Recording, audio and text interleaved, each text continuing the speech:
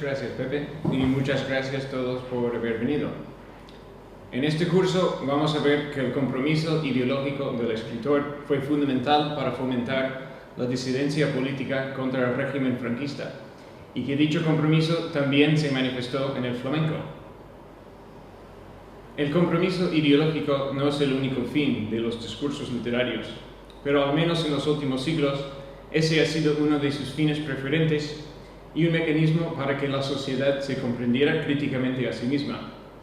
Es verdad que el compromiso social del escritor ha existido desde siempre, pero no fue hasta el siglo XVIII, el de la Ilustración, que el escritor adquiere una función social.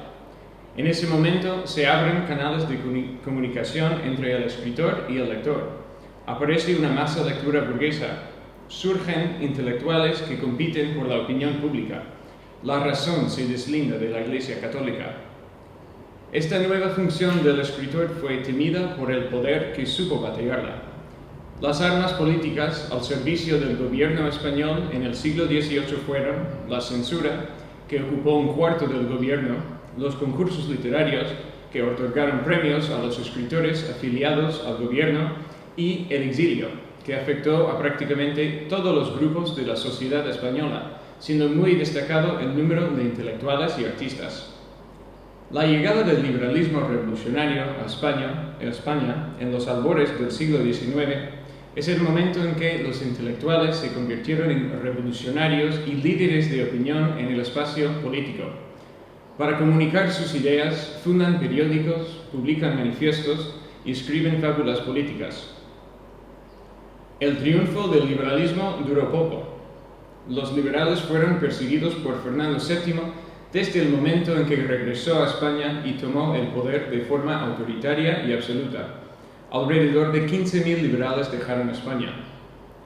Para nuestro análisis es importante recordar las palabras del historiador Zapatero, que dice que el exilio de los liberales se caracterizó por su elevado nivel de compromiso político y su activa participación en movimientos conspirativos y revolucionarios, destinados a terminar con el régimen absolutista imperante en España. De ahí que la labor intelectual de sus miembros estuviese relacionada con la acción de iniciativas periodísticas y literarias, destinadas a criticar la gestión de Fernando VII y mantener vigente la herencia liberal de la Constitución de Cádiz. Algunas de ellas, como el Español Constitucional, llegaron a circular clandestinamente en España. Podríamos hablar de más casos del compromiso social del escritor y su papel en los procesos políticos en el siglo XIX, pero pasamos al siglo XX por una falta de tiempo. España no entró en el siglo XX con el resto de Europa, al menos en términos económicos y políticos. El analfabetismo del campesinado rondaba el 80%. La economía seguía siendo subdesarrollada y agraria. Las reformas liberales que cambiaron la escena política de la Europa decimonónica nunca llegaron a tomar raíces en España, solo siendo implementadas en periodos breves. Estos problemas explican el compromiso social de escritores que heredaron una sociedad que querían cambiar. De la generación del 98 tenemos Las dos Españas de Machado o Libros revolucionarios de Azorín. De la promoción del 14 están los libros y la prensa de Ortega y Gasset. Y como dice Fernández, el compromiso social es otro de los temas recurrentes entre los poetas del 27. Ya se trata de un compromiso con el arte de signo vanguardista, o de un compromiso con el hombre, simplemente humanitario o claramente politizado. Los líricos del 27 no permanecieron impasibles ante las exigencias de su época, respondiendo a lo que su sociedad les demandaba como intelectuales y como avanzadía artística. Las exigencias de su época acabarían siendo graves. Con la proclamación de la Segunda República ayudaron a llevar a cabo reformas educativas, como fueron los casos de Lorca y Eduardo Ugarte con la Barraca, o Miguel Hernández con las misiones pedagógicas. Pero al estallar la guerra civil, su ayuda sería de importancia suprema en la producción de propaganda, arma fundamental debido a la gran desventaja del bando republicano. En gran parte se animan los soldados mediante escritos de poesía popular. Con un lenguaje sin adornos lingüísticos fue más fácil comunicar el mensaje bélico. Escritores como Miguel Hernández o Rafael Alberti leyeron su poesía en el autobús del frente. Aquí una foto de Miguel Hernández leyendo su poesía directamente a los soldados. Teatro y música también fueron emitidos a los soldados e incluso había actuaciones en vivo. También fue útil la prensa para promover la causa republicana. Las memorias del comandante Enrique Lister del bando republicano aportan un valeroso testimonio sobre el ánimo que el poder poético generaba en sus soldados. Según él, he podido comprobar muchas veces que una poesía capaz de llegar al corazón de los soldados valía más que 10 largos discursos. Sin embargo, el poder bélico de la poesía no fue suficiente frente a la fuerza militar del bando nacional. El 1 de abril de 1939, Franco proclamó el triunfo de la cruzada desde Madrid. La reconquista casi fue completa. Para acabarla, el régimen usó las antiguas armas políticas del exilio, encarcelamiento y el fusilamiento. Como nos recuerda Manghini, en la inmediata posguerra se produjo un inmediato y radical empobrecimiento cultural. Todos los escritores e intelectuales asociados con la República fueron exiliados, fusilados o encarcelados. Sus creaciones literarias fueron eliminadas de librerías y bibliotecas, y sus cuadros de galerías de arte. Hasta se prohibió la mención de sus nombres en periódicos, revistas y libros. También, según el historiador Raymond Carr, hubo entre 100.000 y 400.000 asesinatos políticos, y en 1940 hubo 250.000 prisioneros políticos. Tenemos que considerar que el exterminio que el régimen buscaba iba más allá de la eliminación al buscar horizontes más accesibles a través de los progresos tecnológicos del siglo XX. Mediante los medios de comunicación, reconstruyeron y en los casos de niños construyeron las memorias para asegurar el olvido de la España republicana.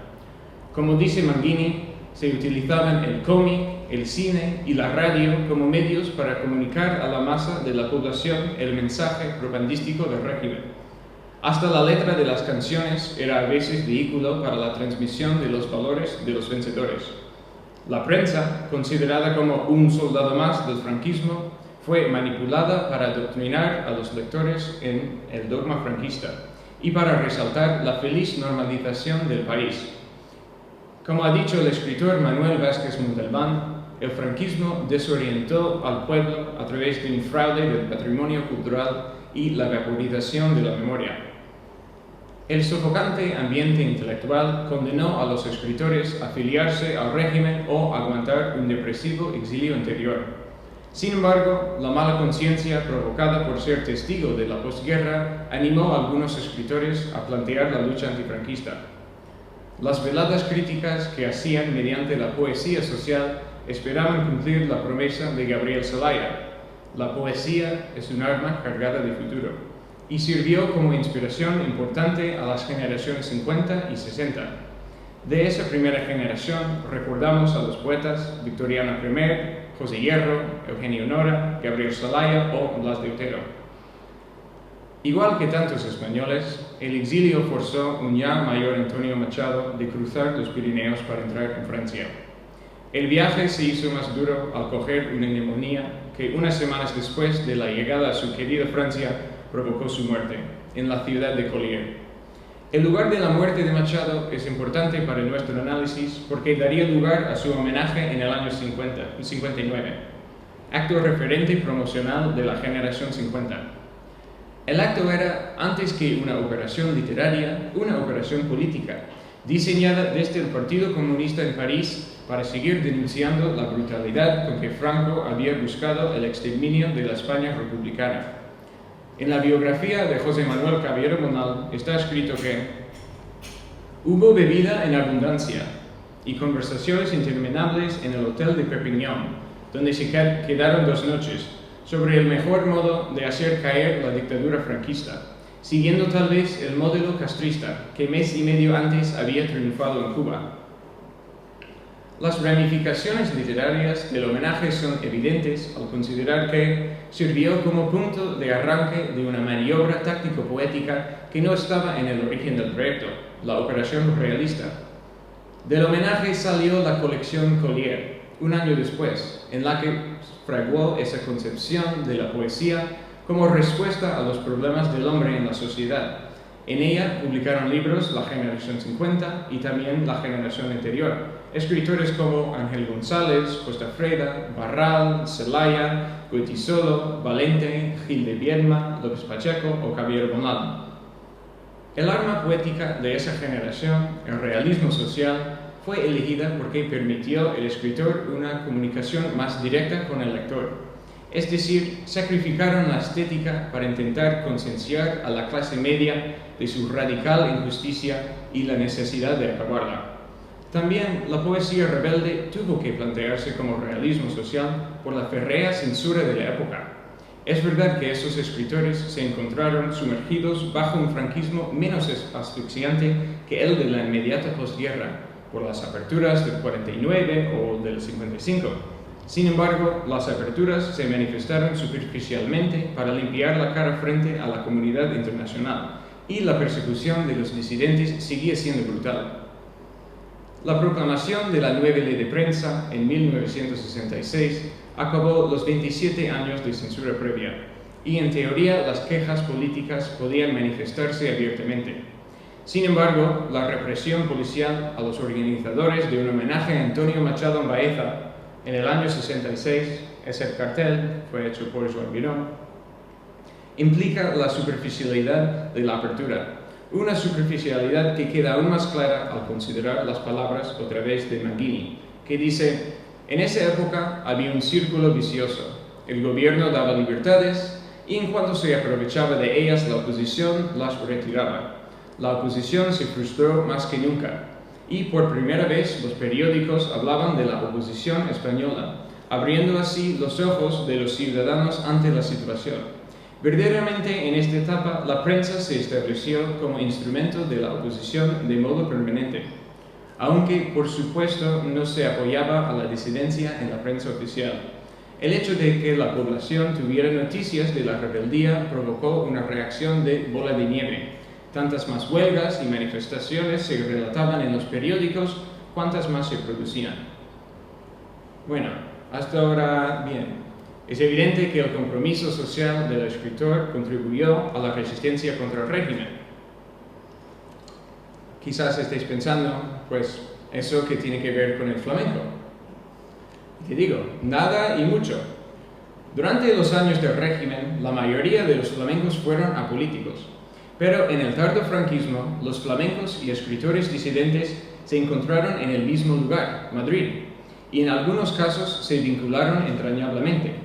No es de exagerar decir que el grupo de escritores que vamos a ver fueron más integrados en el arte flamenco que cualquier grupo de escritores en periodos anteriores.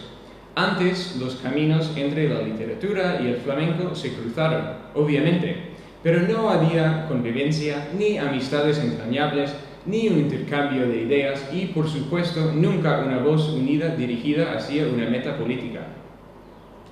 También tenemos que considerar que el flamenco tuvo una presencia importante en un foco tan clave por la resistencia, como podría ser el ambiente universitario madrileño.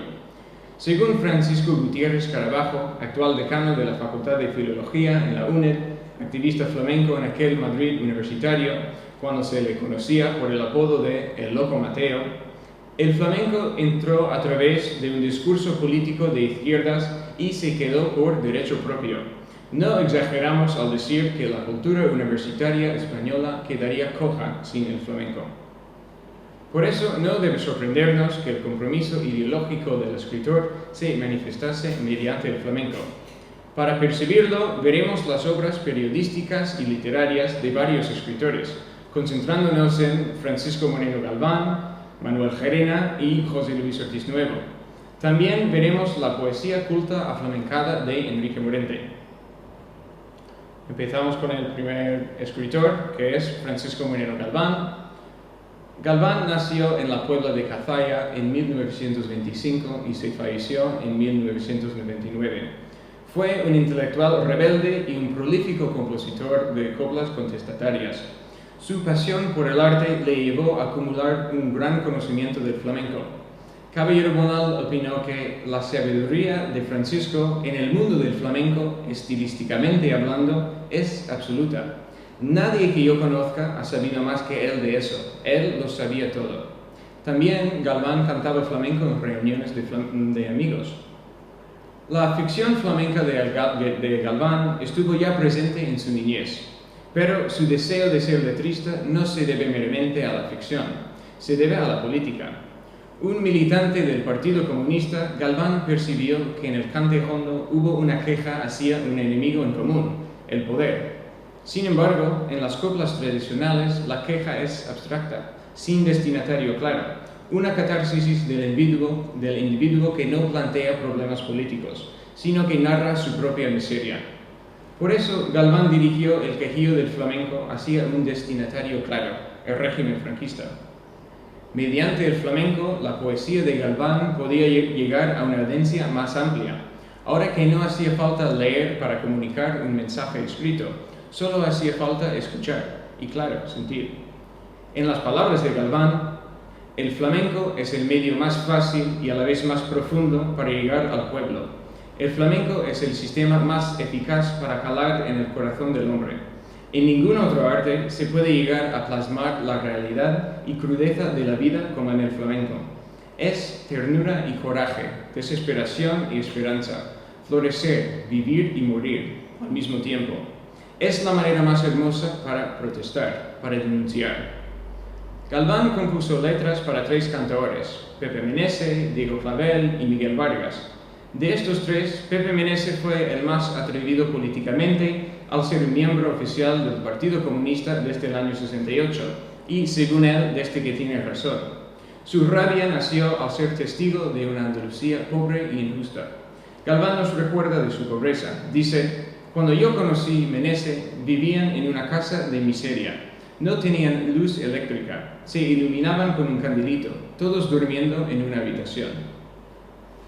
Fueron precisamente las injusticias que les rodeaban las que los dos querían denunciar con el primer disco, que salió en el año 63. La rebeldía no podía ser abierta por la censura, y por eso su denuncia se expresó como realismo social.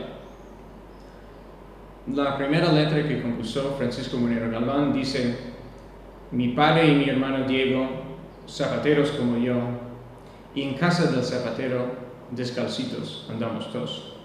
La letra refleja la miseria económica de una familia de zapateros, la familia de Menése, y hace una crítica a la pobreza en general. Gracias a la censura, la rebelión de sus coplas tenía que desnudarse paulatinamente, en plena función con las aperturas del régimen.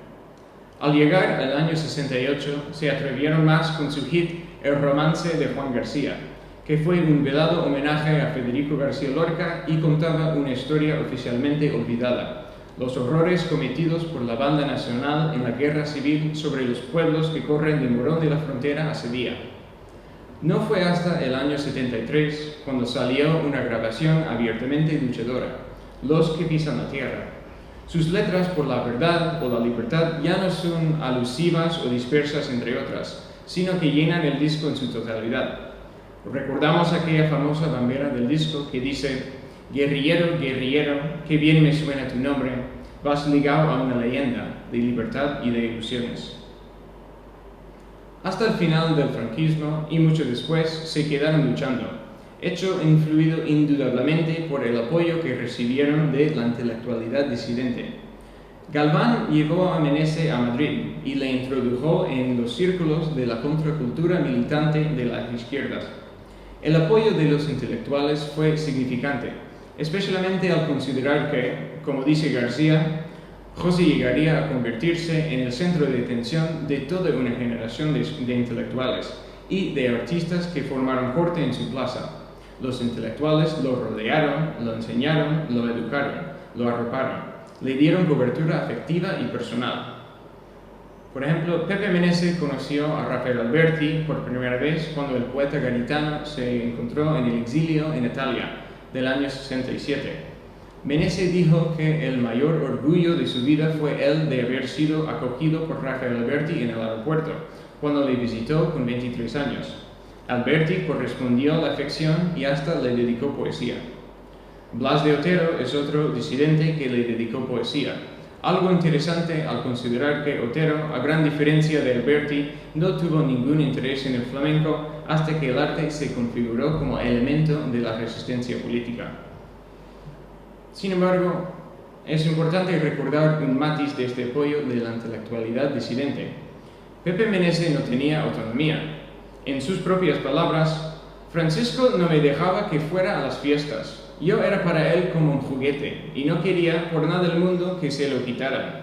Los flamencos, después de cantar en Zabra, en tablao, se iban a fiestas a ganar unos duros. Yo no podía. Tampoco es que a mí me interesaba mucho. Ya me había hecho otro ambiente y no me gustaba ir a las fiestas de señoritos. Pero no solo Francisco, mucho cuidado, sino José Manuel Caballero Bonal, Eduardo Carretero, su mujer Isabel Roldán García. Ellos decían, Pepe, va a ser esto y punto. Pero no podemos olvidar que Meneses quería mucho a Galván y al resto de los intelectuales. Cuando Meneses se fue a Madrid, sin un duro, durmió en la casa de Galván. Por medio de Galván se convirtió en una estrella de rock en el ambiente universitario. Le idolatraban en el Cisneros, el Nebrija, el José Antonio. En fin, si no fuese por el apoyo de los intelectuales, Meneses no hubiese logrado su fama. Galván no fue el único intelectual disidente que componía coplas antifranquistas. Las coplas contestatarias se configuran como elemento mínimo en la gigantesca obra de José Manuel Caballero Bonal, pero compuso letras para Diego Clavel en los discos Cantes Vividos del 73 y La Raíz del Grito del 75. También las compuso por Manuel Soto de Sordera y José Mercé en La Transición. Ahora vamos a pasar al siguiente escritor, que es Manuel Gerena.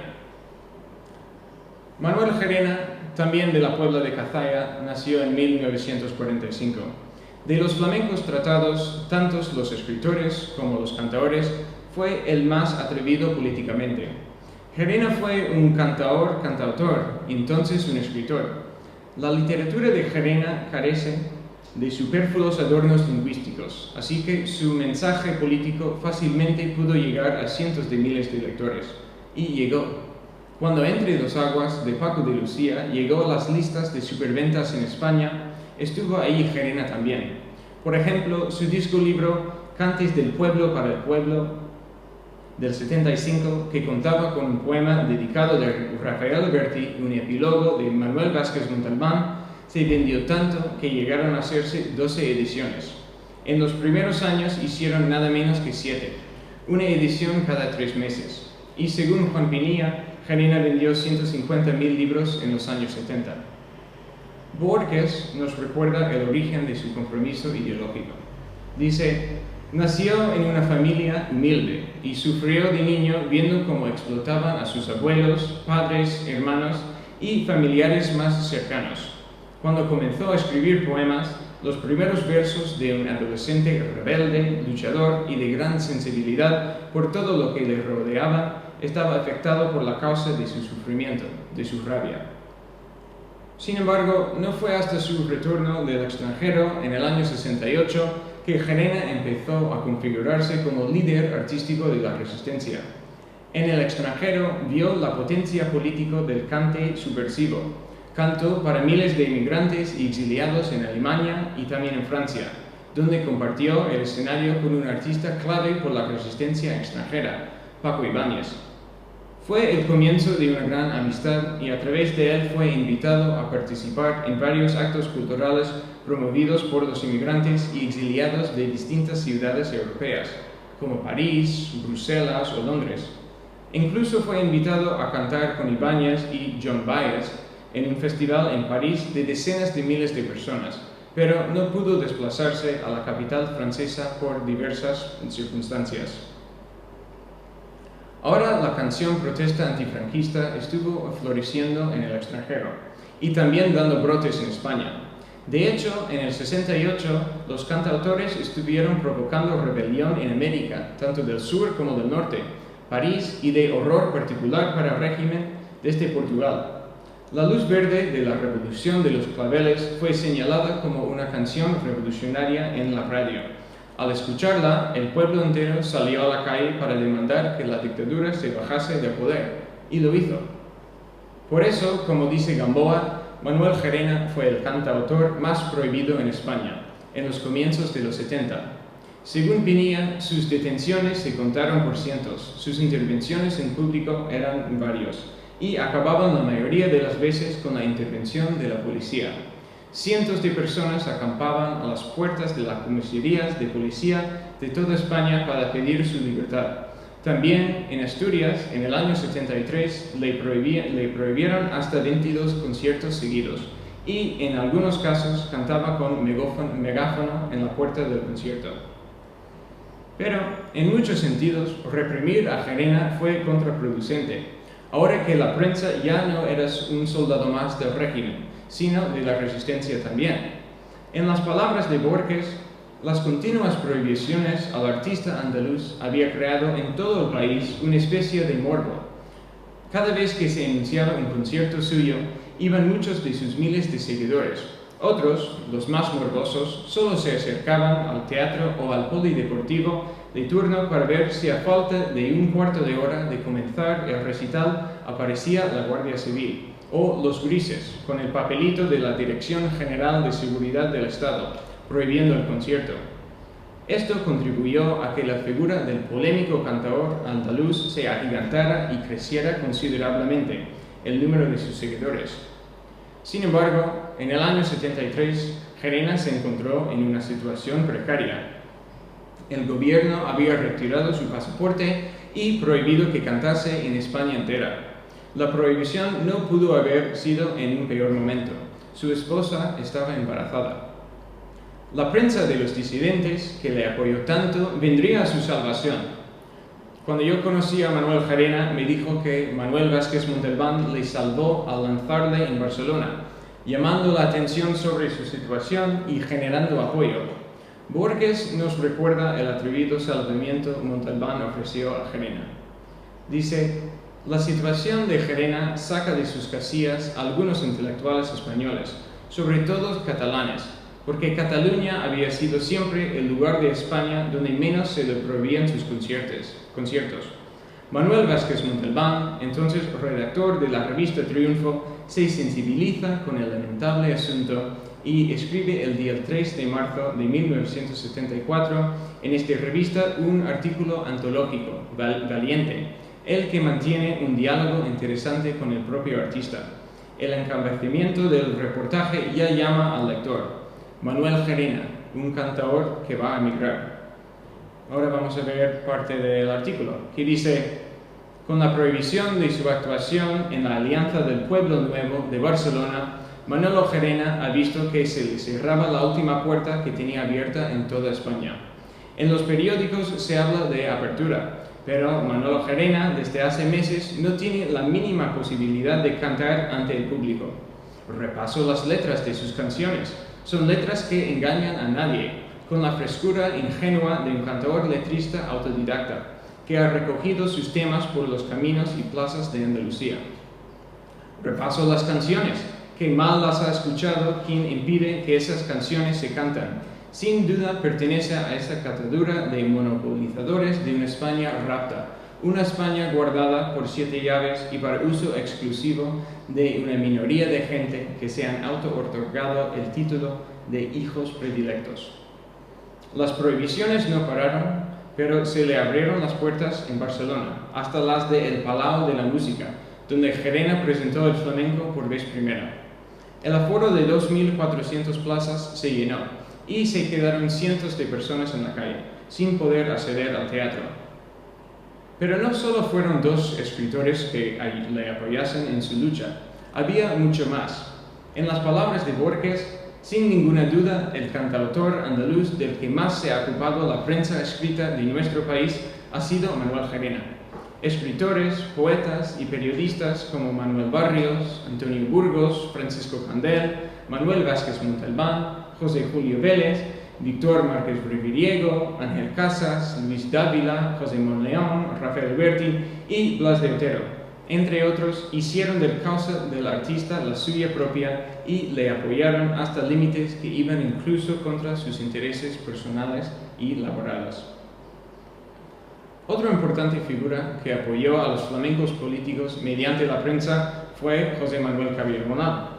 Según material que he recogido de su fundación, percibimos este apoyo en un artículo, un ejemplar foco del flamenco, La Puebla de Cazalla, del año 71, también en otro, de la burguesía a la contestación, del año 75, o El flamenco y sus nuevos destinatarios, publicado en el año 77, y también en varias ocasiones daba la conferencia Los nuevos caminos del flamenco en las universidades, acompañado por el cantaor Diego Clavel. Vale, ahora vamos a pasar al siguiente escritor, que es José Luis Ortiz Nuevo.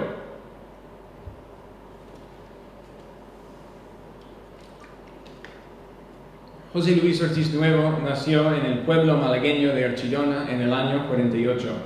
El antifranquismo no encasilla su producción artística, pero sí que fue el germen de una gigantesca obra flamenca que incluye una veintena de libros al que se debe la creación de un nuevo género literario en el flamenco, con sus recuerdos de un sevillano, Pepe de la Matrona, además de 40 capítulos en libros de colaboración. Es un poeta cuyas coplas han sido cantadas por artistas como Carmen Linares, Calixto Sánchez, Rancapino, La Susi o Juan Villar. Es un dramaturgo que, según José Gamboa, procuró renovar la escenificación del espectáculo flamenco, dejando a un lado el obsoleto modo de presentarlo, como suma de intervenciones individuales.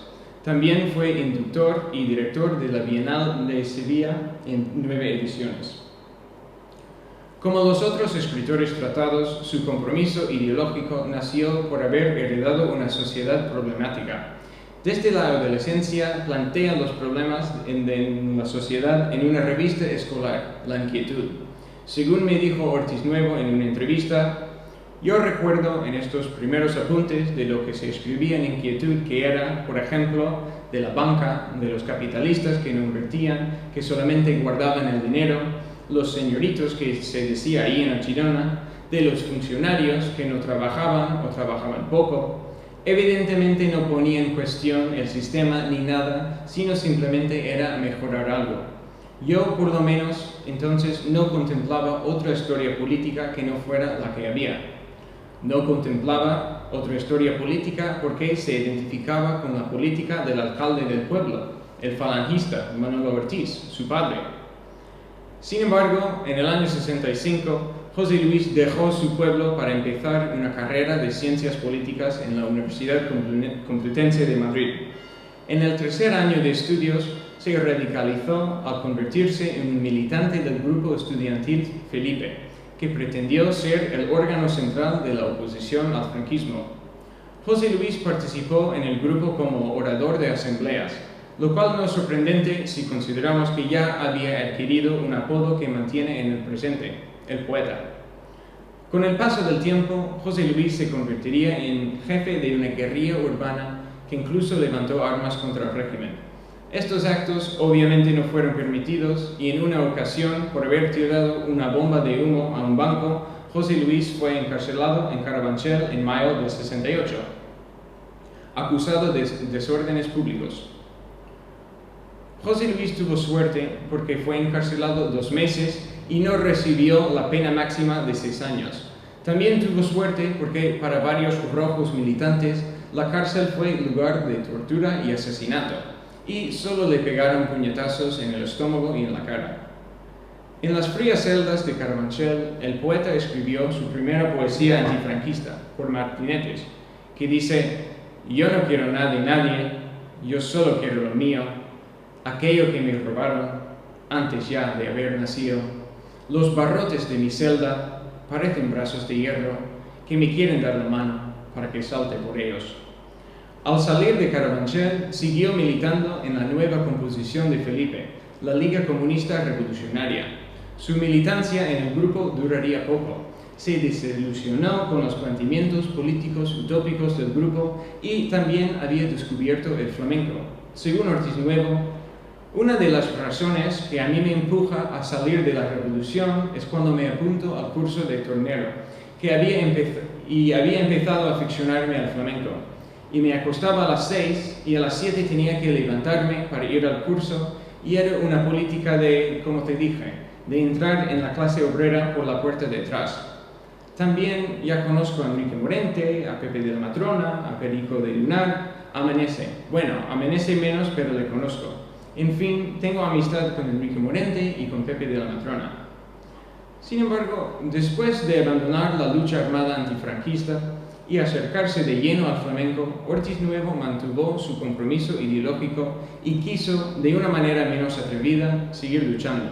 Según él, de alguna forma, yo, en la medida en que he sido un revolucionario creyente, cuando salgo de ahí tengo la conciencia de haber abandonado a Dios o a la fe o a mi creencia, o de que era un traidor o un cobarde, todas esas cosas. Entonces, de alguna manera yo, conscientemente o inconscientemente, o las dos cosas, digo, mi dedicación al flamenco es para llevarlo al camino de la política y de la lucha.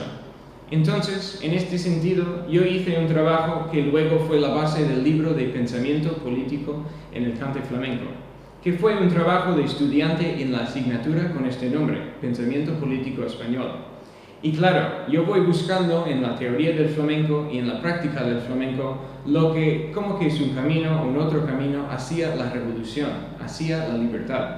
O sea, intento moverme en el mundo del flamenco con este planteamiento de izquierda y de denuncia y de condena, y justificar o teorizar sobre la posibilidad de que se haga, que también se cuestionaba por mucha gente, y de alguna forma, sobre todo yo, creo que justificarme a mí mismo por haber abandonado a la lucha armada. La búsqueda de la revolución en la teoría del flamenco le llevaría a plantear la estética del flamenco en términos políticos. Es decir, se presenta el flamenco en términos adecuados con su visión ética moral del mundo que no necesariamente concuerda con una verdad histórica. Este planteamiento se percibe en su pensamiento político en el cante flamenco, en un panfleto escrito por la Porra de Archidona, concurso de cante y coplas escritas del año 70, y también en el prólogo de su Andrés Ruiz Coplas de la Emigración, del año 76. Antes de percibir su planteamiento estético flamenco, vamos a ver cómo José Luis en los años 90 recordaba sus primeros estudios flamencos.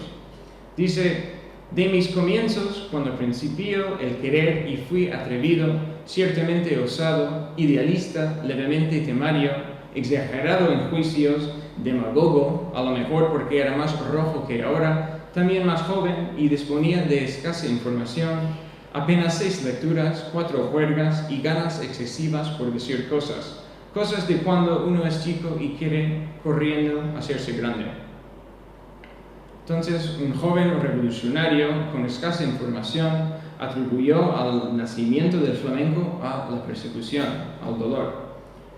Escribe en su pensamiento político del cante flamenco: el dolor, la poesía, el hambre, las desesperaciones, el tiempo incrustado en la historia, los suburbios, el aguardiente que vivifica y seca y alegra la garganta, la miseria, la guitarra y mucho más. El grito, las cuevas, el mundo tan grande y tan pequeño, la necesidad del arte, el odio, la música, hicieron posible que, por los últimos años del siglo XVIII, los marginados andaluces pariaron a la historia de los hombres la criatura del flamenco.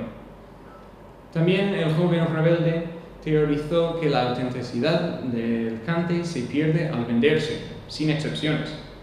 Escribe: cuando el cante comienza a ser producto vendible en el mercado de los espectáculos públicos, se acentúa progresivamente un patético lirismo tanto en sus formas musicales como poéticas. Esta preponderancia llega a oscurecer los primitivos lamentos que no tenían por objeto primordial el de venderse. Y a lo largo del pensamiento político del cante flamenco determina que la esencia del flamenco se percibe en su protesta radical, protesta vencida por la profesionalización. No es de extrañar que José Luis dejara que su ideología política guiara su visión de la historia y esencia del flamenco. En aquellos años, la flamencología tradicional, como dice Steingres en su estudio La sociología del cante flamenco, no se ajustaba a la normativa de las ciencias sociales. Y aunque muchos de los trabajos de los flamencólogos fue admirable, escribían sin documentación histórica. Por cierto, con el paso del tiempo, Ortiz Nuevo se ha convertido en un protagonista de lo que Steingres llama la flamencología moderna científica, y llegaría a conclusiones que contrastaran marcadamente con lo anteriormente presentado, esbozado claramente en su Alegato contra la pureza, publicado en el año 96, donde escribe: el flamenco es una música nueva, su codificación no tiene más de siglo y medio de estatura. Tampoco doy crédito a la creencia en la tragedia como única o principal partera de sus formas. No hay contradicción ni antagonismo entre las dos maneras que tiene el arte para manifestarse vivo, la fiesta de los elegidos y el calor del numeroso público. Bueno, esto fue como buscaba la revolución del flamenco en la teoría. En cuanto a la práctica, el deseo de hacerse mover en el mundo del flamenco con el planteamiento de izquierda y de denuncia, Ortiz Nuevo colaboró con quizás la más importante manifestación literaria flamenca de resistencia, El Quejío, de Salvador Távora. José Luis tuvo la complicada tarea de captar la esencia de la obra en su descripción del espectáculo que publicó en El Quejío Informe, en el año 75. El Quejío se estrenó en Madrid en plena dictadura en el año 72. Y en este año hicieron 67 actuaciones en la capital y 101 actuaciones en Barcelona. También dio giras por el mundo entero, en Francia, Italia, Yugoslavia, Colombia, Puerto Rico, Venezuela, México, Portugal y demasiadas ciudades españolas para nombrar. Entre su estreno en el 72 hasta el 74 hizo 620 actuaciones. Vemos unas otras fotos del Quejío. Como me dijo José Luis, Távora descubrió un lenguaje nuevo con el Quejío. Este nuevo lenguaje fue un innovador uso del realismo social, hecho que se hace evidente al considerar las palabras escritas por José Monleón en el Quejío Informe. Dice: Quejío nace de una realidad popular concreta, interpretada, mostrada desde dentro. Existe, por supuesto, un modo de interpretar esa realidad, bien distinto, por cierto, al que traslucen las imágenes crispadamente festivas de la Andalucía de pandereta, porque es la pasividad de esa mujer rezadora ante las luchas de los hombres, porque ese emigrante que no regresa cuando lo llaman, porque esa desunión de la pequeña comunidad escénica, porque incluso esas contradicciones de algún personaje, a veces más enemigo que compañero. A esas y parecidas preguntas responde sencillamente la realidad de quienes hacen el Quejío, es decir, la vida popular andaluza. Si tales datos están en la escena, es porque también están en la realidad. Conseguir que el espectador se haga tales preguntas sería, me parece, el alcance político fundamental del Quejío. Bueno, ahora vamos a ver cómo el compromiso ideológico de un escritor que se murió en la cárcel en el año 42, Miguel Hernández, cómo llegó a manifestarse en el flamenco mediante la voz de Enrique Morente. En esta foto, José Luis Ortiz Nuevo está con Enrique Morente cuando los dos vivieron en Madrid en los años 70. Como tantos andaluces pobres, un joven Enrique Morente, nacido en el año 42 en Granada, tuvo que emigrar. En Madrid consiguió trabajo como pintor y albañil. Las horas fueron largas y el trabajo fue duro, pero al menos no pasaba hambre, como hizo de niño. Pronto se instaló en el tablao La Zambra, un portal al cante profesional, pero también a la Hermandad de Levante 28, y entonces a la poesía de Miguel Hernández. Fue Andrés Raya, cliente del tablao, impulsador del editorial flamenco Demófilo y también subdirector en el Colegio Mayor El San Juan Evangelista, quien llevó Morente al colegio para conocer a los otros miembros de la hermandad, el poeta José Luis Ortiz Nuevo, el loco Mateo, Francisco Carabajo y el Salva.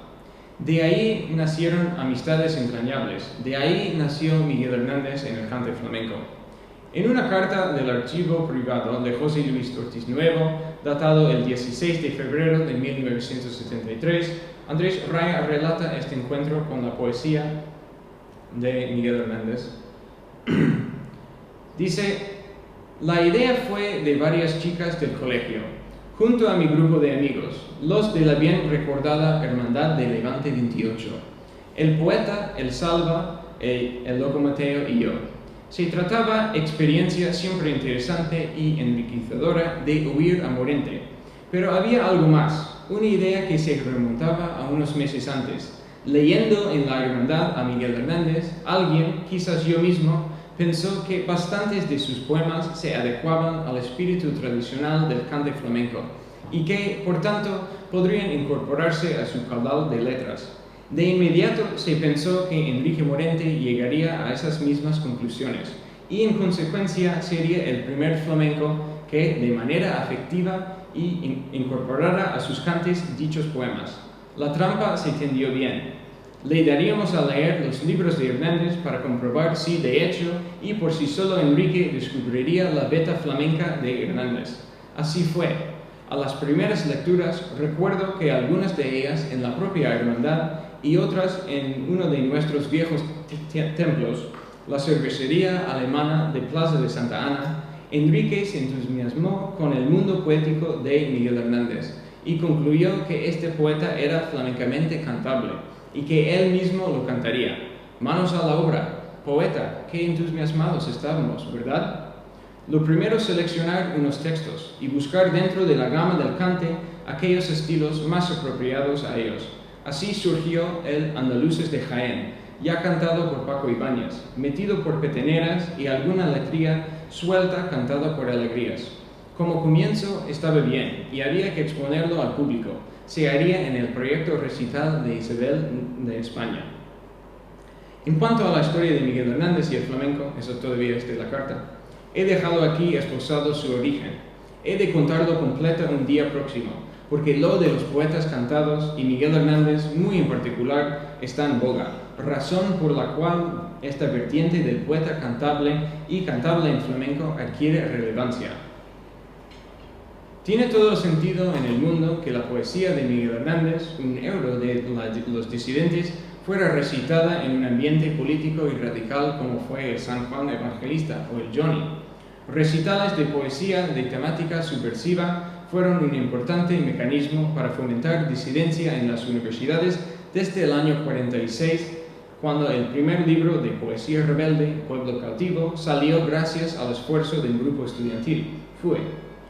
Tampoco olvidamos que la proclamación de Gabriel Zelaya, la poesía es un arma cargada de futuro, fue dirigida hacia el ambiente universitario, lugar donde varios poetas, como Blas de Otero, frecuentemente recitaban su poesía rebelde. Es importante también recordar que los libros de Miguel Hernández, el escritor más prohibido durante el franquismo, solo existieron en reducidos círculos de disidentes, porque, como se acuerda Ortiz Nuevo, había que conseguirlo de una librería clandestina. Había un puesto en la calle Princesa donde tenían libros de la editorial argentina Losada, de Miguel Hernández, de Lorca, etc. Entonces, mediante su amistad con universitarios rebeldes, la poesía de Miguel Hernández llegó a las manos de Enrique Morente. Pero también tenemos que considerar que sus amigos influyeron en su toma de conciencia política. Como dice él, en aquel momento empecé a juntarme con gente, amigos, viajes por ahí. Y entonces, claro, esto es lo que te digo, tomé un poco más de conciencia. Entonces fue cuando me puse a hacer el disco de Miguel Hernández.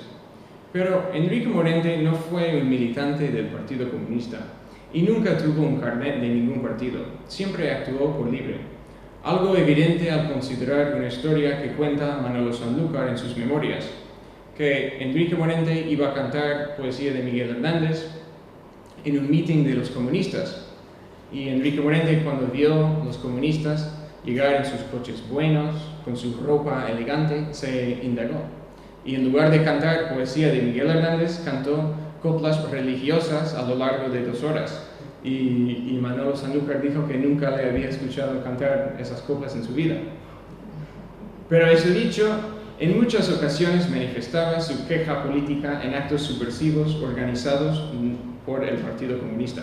Según él, en aquella época se hacía cualquier acto subversivo o antirrégimen estaba detrás del PSE, Partido Comunista Español, que era el único organizador que había y yo simpatizaba con él. Es verdad que tomé conciencia política y que di recitales en la universidad y en muchos más sitios, como modo de contribuir a la lucha política. Pero cuando consideramos por qué Morente cantó a Hernández, lo político no es determinante. En el largo camino artístico de Enrique Morente se percibe un extraordinario conocimiento y respeto por el cante tradicional, pero también una tremenda labor innovadora y sus inquietudes creativas dieron sus primeros brotes mediante Hernández. Recordamos que Enrique Morente decía: yo soy una persona que me aburre cantar siempre igual y pienso que la ortodoxia hay que cogerla e inspirarse y desarrollarla para hacer cosas que inviten a hacer nuevo arte, porque el flamenco es una música viva, esto no es una música de museo. Y claro, como dice Morente, para mí la poesía de Miguel Hernández es idéntica a las letras del cante, a las letras que yo canto.